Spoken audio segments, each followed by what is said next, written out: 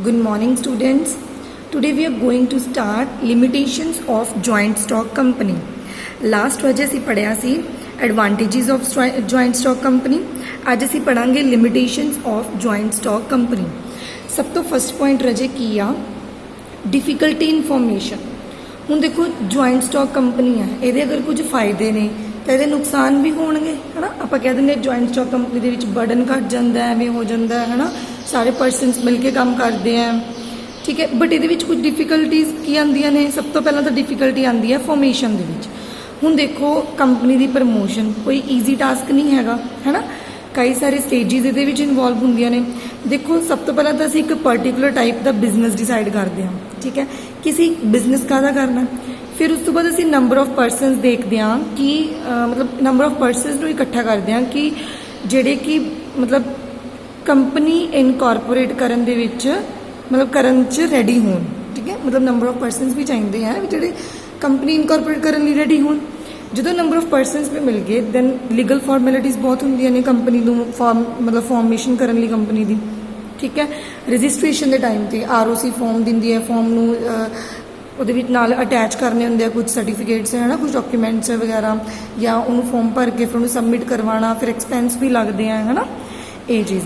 ਫਿਰ ਉਸ ਤੋਂ ਬਾਅਦ ਦੇਖਦੇ ਹਾਂ ਕਿ ਜੋ ਅਗਰ ਮੰਨ ਲਓ ਫਾਰਮ ਵੀ ਹੋ ਗਈ ਦੈਨ ਅਸੀਂ ਦੇਖਦੇ ਹਾਂ ਕਿ ਸ਼ੇਅਰਸ ਨੂੰ ਪਰਟੀਕੂਲਰ ਟਾਈਮ 'ਤੇ ਸੋਲਡ ਕਿੱਦਾਂ ਕਰਨਾ, ਠੀਕ ਹੈ। ਸ਼ੇਅਰਸ ਨੂੰ ਇੱਕ ਪਰਟੀਕੂਲਰ ਟਾਈਮ 'ਤੇ ਸੋਲਡ ਵੀ ਕਰਨਾ ਹੁੰਦਾ। ਸੋ ਜਿਹੜੀ ਕੰਪਨੀ ਦੀ ਪ੍ਰਮੋਸ਼ਨ ਹੈ ਉਹ ਐਕਸਪੈਂਸਿਵ ਵੀ ਹੁੰਦੀ ਆ ਅਤੇ ਰਿਸਕੀ ਵੀ ਹੁੰਦੀ ਆ। ਹੁਣ ਆਪਾਂ ਨੂੰ ਕੀ ਪਤਾ ਆਪਣੇ ਸ਼ੇਅਰਸ ਜੋ ਹੈ ਉਹ ਸੋਲਡ ਹੋ ਵੀ ਜਾਣਗੇ ਕਿ ਨਹੀਂ ਜਾਣਗੇ। ਨਿਊ ਕੰਪਨੀ ਹੈ, ਨਿਊ ਕੰਪਨੀ 'ਤੇ ਕੋਈ ਜਲਦੀ ਟਰਸਟ ਵੀ ਨਹੀਂ ਕਰਦਾ ਹੈ ਨਾ, ਇਹ ਚੀਜ਼ ਆ ਜਾਂਦੀ ਹੈ। ਸੋ ਇਹ ਸੀਗਾ ਡਿਫਿਕਲਟੀ ਇਨ ਫਾਰਮੇਸ਼ਨ। ਨੈਕਸਟ ਜੀ ਆ ਗਿਆ ਲੈਕ ਆਫ ਸੀਕਰੇਸੀ। ਹੁਣ ਦੇਖੋ ਜੋ ਕੰਪਨੀ ਦੀ ਮੈਨੇਜਮੈਂਟ ਹੈ ਉਹ ਕਈ ਪਰਸਨ ਦੇ ਹੱਥ ਦੇ ਵਿੱਚ ਹੁੰਦੀ ਹੈ ਨਾ, ਸਾਰਾ ਕੁਛ board of director the meeting ਦੇ ਵਿੱਚ ਡਿਸਕਸ ਕਰਨਾ ਪੈਂਦਾ ਹੈ ਨਾ। ਸਾਰੀਆਂ ਜੋ ਇਨਫੋਰਮੇਸ਼ਨ ਹੈ ਸਾਰਾ ਕੁਝ ਬੋਰਡ ਆਫ ਡਾਇਰੈਕਟਰ ਦੇ ਜੋ ਮੀਟਿੰਗ ਬਿਠਾਈ ਜਾਂਦੀ ਆ ਉਹਦੇ ਵਿੱਚ ਡਿਸਕਸ ਕਰਨਾ ਪੈਂਦਾ। ਸੋ ਜਿਹੜੇ ਟ੍ਰੇਡ ਸੀਕਰੇਟਸ ਵੀ ਰੱਖਣੇ ਹੁੰਦੇ ਅਸੀਂ ਉਹ ਵੀ ਨਹੀਂ ਮੇਨਟੇਨ ਕਰਕੇ ਰੱਖ ਸਕਦੇ। ਬਟ ਜਦੋਂ ਸੋਲ ਟ੍ਰੇਡ ਤੇ ਪਾਰਟਨਰਸ਼ਿਪ ਕੰਸਰਨ ਆਉਂਦੀ ਆ ਉਹਦੇ ਵਿੱਚ ਅਸੀਂ ਮਤਲਬ ਸੀਕਰੇਟ ਮੇਨਟੇਨ ਕਰ ਸਕਦੇ ਹਾਂ ਕਿਉਂਕਿ ਉਹਦੇ ਵਿੱਚ ਘੱਟ ਪਰਸਨਸ ਹੁੰਦੇ ਮੈਨੇਜਮੈਂਟ ਦੇ ਵਿੱਚ। ਸੋ ਇਹ ਵੀ ਕੀ ਇੱਕ ਲਿਮਿਟੇਸ਼ਨ ਹੈ joint stock company the, lack of ਸੀਕਰੇਸੀ। Third ਰਜੇ ਆ ਗਿਆ ਇੰਪਰਸਨਲ ਵਰਕ ਇਨਵਾਇਰਮੈਂਟ। ਹੁਣ ਦੇਖੋ ਰਜੇ ਸਾਨੂੰ ਪਤਾ ਹੈ ਓਨਰਸ਼ਿਪ ਤੇ ਮੈਨੇਜਮੈਂਟ ਅਲੱਗ-ਅਲੱਗ ਹੱਥਾਂ 'ਚ ਹੁੰਦੀ ਆ, ਠੀਕ ਹੈ ਜੀ।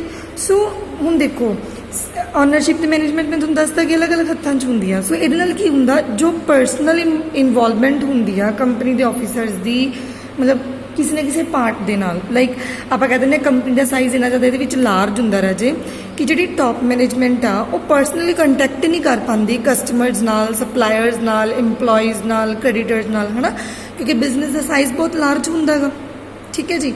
ਉਸ ਤੋਂ ਬਾਅਦ ਆ ਗਿਆ ਨਿਊਮਰਸ ਰੈਗੂਲੇਸ਼ਨਸ। ਨਿਊਮਰਸ ਰੈਗੂਲੇਸ਼ਨਸ ਦੇ ਵਿੱਚ ਰਾਜੇ ਕੀ ਹੁੰਦਾ, ਦੇਖੋ ਰੂਲਸ ਐਂਡ ਰੈਗੂਲੇਸ਼ਨਸ ਹੁੰਦੇ ਆ ਜੋ ਕਿ ਆਪਣੇ ਕੰਪਨੀਜ਼ ਦੇ ਵਿੱਚ ਕੰਮ ਕਰਨ ਲਈ ਫਰੇਮ ਕੀਤੇ ਜਾਂਦੇ ਆ। ਕੰਪਨੀ ਕੀ ਕਰਦੀ ਆ ਇੰਟਰਨਲ ਵਰਕਿੰਗ ਨੂੰ ਮਤਲਬ ਫੋਲੋ ਕਰਨ ਦੀ ਰੂਲਸ ਬਣਾਉਂਦੀ ਹੈ, ਠੀਕ ਹੈ ਜੀ। ਦੈਨ ਜਿਹੜੀ ਕੰਪਨੀ ਦੀ ਜੋ ਕੰਮ ਹੁੰਦਾ ਉਹਨੂੰ ਰੈਗੂਲੇਟ ਕੀਤਾ ਜਾਂਦਾ। ਹੁਣ ਦੇਖੋ ਗਵਰਨਮੈਂਟ ਵੀ ਟਰਾਈ ਕਰਦੀ ਆ ਵਰਕਿੰਗ ਆਫ ਕੰਪਨੀ ਨੂੰ ਰੈਗੂਲੇਟ ਕਰਨ ਲਈ ਹੈ ਨਾ, ਕਿਉਂਕਿ ਲਾਰਜ ਪਬਲਿਕ ਮਨੀ ਇਹਦੇ ਵਿੱਚ ਬਹੁਤ ਜ਼ਿਆਦਾ ਇਨਵੋਲਵ ਹੁੰਦੀ ਆ, ਠੀਕ ਹੈ। ਸੋ ਮਤਲਬ ਇਹੀ ਆ ਜਾਂਦਾ ਕਿ ਇਹਦੇ ਵਿੱਚ ਫਾਰਮੈਲਿਟੀਜ਼ ਬਹੁਤ ਹੁੰਦੀਆਂ ਨੇ।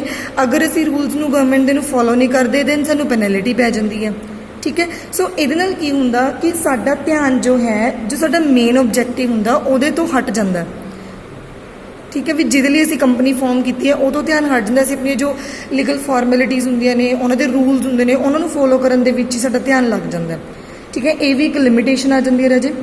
ਨੈਕਸਟ ਆ ਗਿਆ ਡਿਲੇ ਇਨ ਡਿਸੀਜ਼ਨ ਮੇਕਿੰਗ।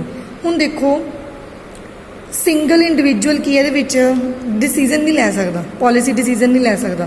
ਸਾਰੇ ਜੋ ਇੰਪੋਰਟੈਂਟ ਡਿਸੀਜ਼ਨ ਹੁੰਦੇ ਨੇ ਜੋ ਬੋਰਡ ਆਫ ਡਾਇਰੈਕਟਰ ਦੁਆਰਾ ਲਿੱਤੇ ਜਾਂਦੇ ਆ। ਸੋ ਇਹਦੇ ਨਾਲ ਕੀ ਹੁੰਦਾ ਜੋ ਡਿਸੀਜ਼ਨ ਟੇਕਿੰਗ ਜੋ ਪ੍ਰੋਸੈਸ ਹੁੰਦਾ ਬਹੁਤ ਜ਼ਿਆਦਾ ਟਾਈਮ ਕੰਜ਼ਿਊਮਿੰਗ ਹੁੰਦਾ। ਹੁਣ ਦੇਖੋ ਆਪਣੇ ਕੋਲੇ ਮੰਨ ਲਓ ਕੁਝ ਬਿਜ਼ਨਸ ਓਪਰਚੁਨਿਟੀਜ਼ ਹੁੰਦੀਆਂ ਨੇ, ਠੀਕ ਹੈ, ਜਿਹਦੇ ਲਈ ਸਾਨੂੰ ਇੱਕ ਨਾਲ ਦੀ ਨਾਲ ਡਿਸੀਜ਼ਨ ਲੈਣਾ ਜ਼ਰੂਰੀ ਹੁੰਦਾ। ਬਟ ਅਸੀਂ ਜਦੋਂ ਸਾਡੇ ਕੋਲ ਓਪਰਚੁਨਿਟੀ ਆਈ ਅਤੇ ਨਾਲ ਦੀ ਨਾਲ ਇੱਕ ਮੀਟਿੰਗ ਬਿਠਾਉਣੀ ਇਹ ਵੀ ਮੁਸ਼ਕਿਲ ਹੋ ਜਾਂਦੀ, ਸਾਰੇ ਮਤਲਬ ਪਰਸਨਸ ਨੂੰ ਇਕੱਠਾ ਕਰਨਾ ਹੈ ਨਾ। ਸੋ ਇਹਦੇ ਨਾਲ ਕੀ ਹੁੰਦਾ ਜਦੋਂ ਡਿਸੀਜ਼ਨ ਡਿਲੇ ਹੋ ਗਿਆ ਤਾਂ ਸਾਡੀ ਓਪਰਚੁਨਿਟੀ ਉਦੋਂ ਤੱਕ ਸਾਡੇ ਤੋਂ ਲੋਸਟ ਹੋ ਜਾਂਦੀ ਹੈ, ਠੀਕ ਹੈ ਜੀ। ਇਹ ਹੁੰਦਾ ਡਿਲੇ ਇਨ ਡਿਸੀਜ਼ਨ ਮੇਕਿੰਗ। ਜਦੋਂ ਡਿਸੀਜ਼ਨ ਮੇਕਿੰਗ 'ਚ ਡਿਲੇ ਹੋ ਗਿਆ ਤਾਂ ਓਪਰਚੁਨਿਟੀ ਕੀ ਹੋ ਗਈ, ਲੋਸਟ ਹੋ ਗਈ। ਨੈਕਸਟ ਰਾਜੇ ਆ ਜਾਂਦਾ ਹੈ ਓਲੀਗਾਰਕਿਕ ਮੈਨੇਜਮੈਂਟ। ਓਲੀਗਾਰਕਿਕ ਮੈਨੇਜਮੈਂਟ ਦਾ ਮਤਲਬ ਕੀ ਹੁੰਦਾ ਰਾਜੇ ਕਿ ਜਿਹੜੀ ਓਲੀਗਾਰਕੀ ਦਾ ਮਤਲਬ ਹੁੰਦਾ ਕਿ ਇੱਕ ਗਵਰਨਮੈਂਟ ਹੁੰਦੀ ਹੈ ਜਿਹਦੇ ਵਿੱਚ ਸਮਾਲ ਗਰੁੱਪਸ ਬਣੇ ਜਾਂਦੇ ਆ, ਮਤਲਬ ਐਕਸਾਈਜ਼ਿਸ ਨੂੰ ਕੰਟਰੋਲ ਕਰਨ ਲਈ, ਠੀਕ ਹੈ। ਇਹਦੇ ਵਿੱਚ ਰਾਜੇ ਕੀ ਹੁੰਦਾ, ਹੁਣ ਦੇਖੋ ਸ਼ੇਅਰ ਹੋਲਡਰਸ ਦੁਆਰਾ ਮੈਨੇਜਮੈਂਟ ਉਹ ਕੀਤੀ ਜਾਂਦੀ ਹੈ, ਇਲੈਕਟ ਕੀਤੀ ਜਾਂਦੀ ਹੈ, ਠੀਕ ਹੈ। ਬੋਰਡ ਆਫ ਡਾਇਰੈਕਟਰਸ ਕੀ ਕਰਦੇ ਨੇ, ਮੈਨੇਜਰਲ ਕੰਟਰੋਲ ਮਤਲਬ ਮੈਨੇਜਮੈਂਟ ਦਾ ਕੰਮ ਦੇਖਦੇ ਨੇ, ਠੀਕ ਹੈ। ਸੋ ਇਹਦੇ ਨਾਲ ਕੀ ਹੁੰਦਾ, ਜਿਹੜੇ ਨੰਬਰ ਆਫ ਸ਼ੇਅਰ ਹੋਲਡਰਸ ਉਹਦੇ ਜ਼ਿਆਦਾ ਹੁੰਦੇ ਨੇ। ਨੰਬਰ ਆਫ ਸ਼ੇਅਰ ਹੋਲਡਰਸ ਹੁੰਦੇ ਤਾਂ ਜ਼ਿਆਦਾ ਨੇ, ਲੇਕਿਨ ਉਹ ਕੰਪਨੀ ਦੀ ਰਨਿੰਗ ਦੇ ਵਿੱਚ ਉਹਨਾਂ ਦਾ ਕੋਈ ਰੋਲ ਨਹੀਂ ਹੁੰਦਾ, ਠੀਕ ਹੈ। ਉਹਨਾਂ ਨੂੰ ਕੁਝ ਨਹੀਂ ਪਤਾ ਹੁੰਦਾ ਕੰਪਨੀ ਦੇ ਵਿੱਚ ਰਨਿੰਗ ਦੇ ਵਿੱਚ ਡੇ ਟੂ ਡੇ ਜੋ ਵੀ ਪਰਫਾਰਮੈਂਸ ਹੁੰਦੀਆਂ ਨੇ, ਠੀਕ ਹੈ। ਸੋ ਮੈਨੇਜਮੈਂਟ ਵੀ ਨਹੀਂ ਹੁੰਦਾ, ਕੁਝ ਕੁ ਹੱਥਾਂ ਦੇ ਵਿੱਚ ਹੁੰਦਾ ਵੀ ਮੈਨੇਜਮੈਂਟ ਦੇ ਵਿੱਚ। ਤਾਂ ਇਹਦਾ ਰਾਜੇ ਨੁਕਸਾਨ ਕੀ ਹੈ, ਹੁਣ ਤੁਸੀਂ ਕਹੋਗੇ ਮੈਮ ਇਹਦਾ ਨੁਕਸਾਨ ਕੀ ਹੈ। ਇਹਦਾ ਨੁਕਸਾਨ ਰਾਜੇ ਇਹ ਹੈ ਕਿ ਮੈਨੇਜਮੈਂਟ ਜਿਹੜੇ ਕੁਝ ਕੁ ਲੋਕਾਂ ਕੋਲ ਹੈ ਉਹ ਆਪਣੀ ਜੋ ਆਪਣੀ ਅਥਾਰਟੀ ਹੈ ਨਾ, ਆਪਣੀ ਜੋ ਡਿਊਟੀ ਹੈ ਉਹਦੀ ਅਥਾਰਟੀ ਹੈ ਉਹਦਾ ਮਿਸਯੂਜ਼ ਕਰ ਸਕਦੇ ਆ ਆਪਣੇ ਫਾਇਦੇ ਲਈ, ਉਹਨਾਂ ਨੂੰ ਕੰਪਨੀ ਦੇ ਕੰਮ ਨੂੰ ਚਲਾ ਸਕਦੇ ਆ, ਹੈ ਨਾ। ਆਪਣੇ ਜੋ ਪ੍ਰੋਫਿਟਸ ਦੇ ਲਈ ਉਹ ਕੋਈ ਨਾ ਕੋਈ ਸਟੈਪ ਲੈ ਸਕਦੇ ਆ, ਠੀਕ ਹੈ। ਨੈਕਸਟ ਆ ਗਿਆ ਕਨਫਲਿਕਟ ਆਫ ਇੰਟਰਸਟ। ਹੁਣ ਦੇਖੋ ਸਟੇਕ ਹੋਲਡਰਸ ਦਾ ਸਮਟਾਈਮ ਕੀ ਹੁੰਦਾ, ਇੰਟਰਸਟ ਕਨਫਲਿਕਟ ਹੋ ਜਾਂਦਾ। ਕਿੱਦਾਂ ਹੁੰਦਾ, ਹੁਣ ਦੇਖੋ ਸ਼ੇਅਰ ਹੋਲਡਰਸ ਕੀ ਚਾਹੁੰਦੇ ਹੁੰਦੇ ਆ, ਹਾਈਅਰ ਡਿਵੀਡੈਂਡ ਚਾਹੁੰਦੇ ਹੁੰਦੇ ਆ, ਠੀਕ ਹੈ।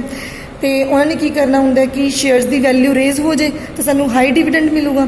ਕਸਟਮਰਸ ਨੂੰ ਕੀ ਚਾਹੀਦਾ ਹੁੰਦਾ, ਕਸਟਮਰ ਦਾ ਇੰਟਰਸਟ ਕਾਹਦੇ ਵਿੱਚ ਹੁੰਦਾ ਕਿ ਸਾਨੂੰ ਅੱਛੀ ਕੁਆਲਿਟੀ ਦੇ ਗੁੱਡਸ ਨੇ ਜੋ ਉਹ ਚੀਪ ਰੇਟ 'ਤੇ ਮਿਲਣ, ਠੀਕ ਹੈ। ਅਤੇ ਜਿਹੜੇ ਇੰਪਲੋਈਜ਼ ਹੁੰਦੇ ਨੇ ਉਹਨਾਂ ਨੂੰ ਕੀ ਚਾਹੀਦਾ ਹੁੰਦਾ ਕਿ ਸਾਨੂੰ ਵੇਜਿਸ ਜ਼ਿਆਦਾ ਮਿਲਣ, ਸੈਲਰੀਜ਼ ਜ਼ਿਆਦਾ ਮਿਲਣ, ਠੀਕ ਹੈ। ਸੋ ਤਿੰਨਾਂ ਦੀ ਜੋ ਇੰਟਰਸਟ ਹੋ ਗਿਆ, ਡਿਮਾਂਡ ਹੋ ਗਈ, ਉਹ ਡਿਫਰੈਂਟ ਹੋ ਗਈ, ਹੈ ਨਾ।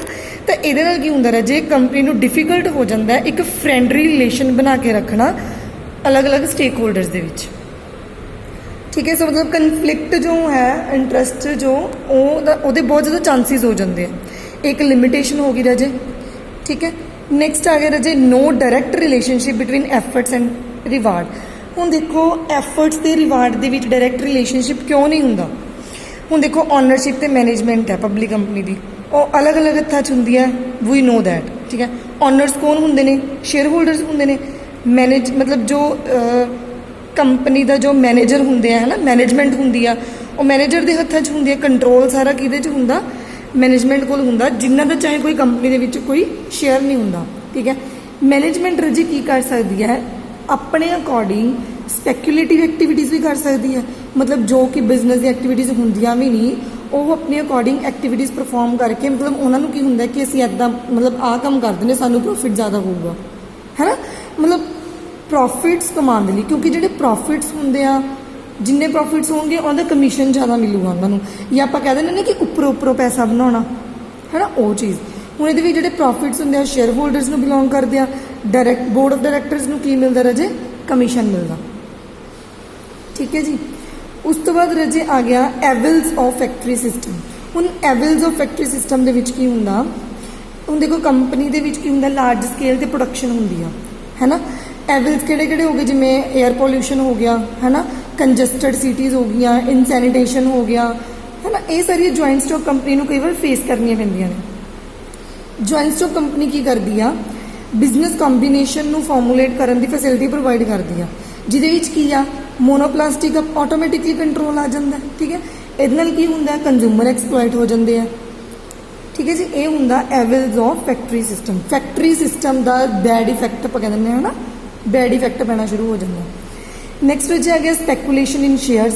ਸਪੈਕੂਲੇਸ਼ਨ ਇਨ ਸ਼ੇਅਰਸ ਦੇ ਵਿੱਚ ਹੁਣ ਦੇਖੋ ਸ਼ੇਅਰਸ ਦੀ ਅਮਾਊਂਟ ਨੂੰ ਫਲਕਚੁਏਟ ਕਰਤਾ, ਹੈ ਨਾ, ਸਪੈਕੂਲੇਸ਼ਨ ਕਰਨ ਦੀ ਕੋਸ਼ਿਸ਼ ਕੀਤੀ, ਕਿਉਂਕਿ ਜਿਹੜੇ ਸ਼ੇਅਰਸ ਦੀ ਅਮਾਊਂਟ ਹੁੰਦੀ ਹੈ ਰਾਜੇ, ਉਹਦੇ ਵਿੱਚ ਜਦੋਂ ਅਸੀਂ ਜੋ ਪ੍ਰਾਈਸ ਹੁੰਦਾ ਸ਼ੇਅਰ ਦਾ ਉਹ ਕਿਤੇ ਡਿਪੈਂਡ ਕਰਦਾ, ਇਕਨੋਮਿਕ ਤੇ ਨਾਨ ਇਕਨੋਮਿਕ ਫੈਕਟਰਸ 'ਤੇ।